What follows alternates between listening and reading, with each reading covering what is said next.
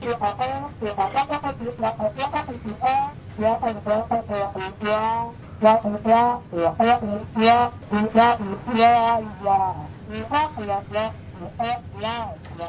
understand any of this?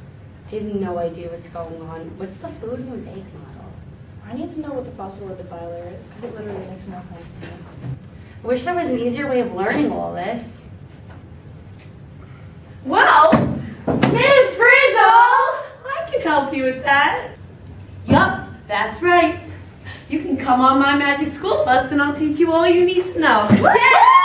Field trip! Come on, kids, come with me. Everybody get on. Yay!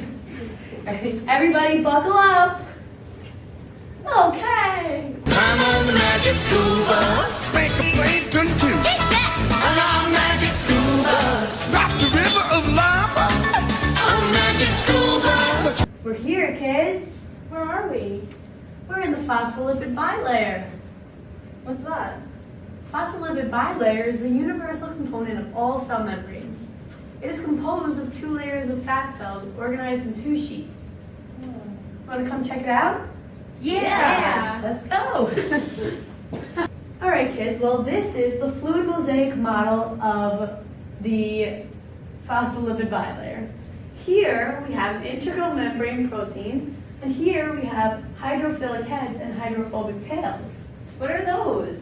Well, the hydrophilic heads like water, and the hydrophobic tails are scared of water. They have a phobia of water. Speaking of water, here we have a prime example of diffusion.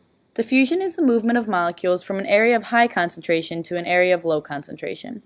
Many molecules diffuse across cell membranes. Here I am going to show you how food dye diffuses through water.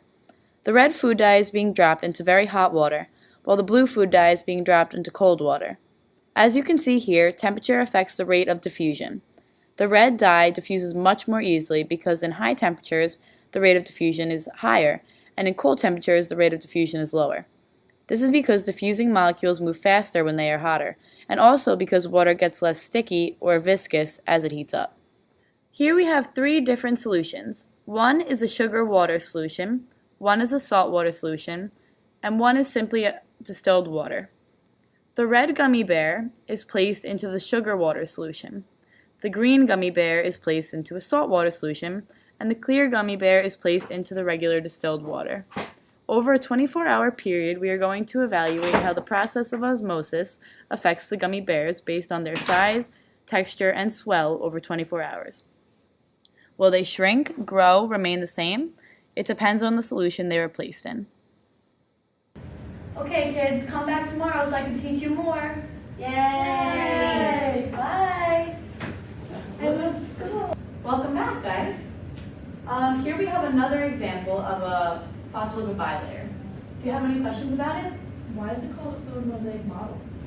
Well, it's fluid because phospholipids and proteins can move laterally through the lipid bilayer. And it's mosaic because proteins are inserted into the bilayer, as you can see here. Is it permeable to only certain things? Yes, actually it is. If a molecule has a charge, whether positive or negative, they cannot diffuse through the lipid bilayer. And smaller particles diffuse through faster than bigger ones. What is the difference between primary and secondary active transport?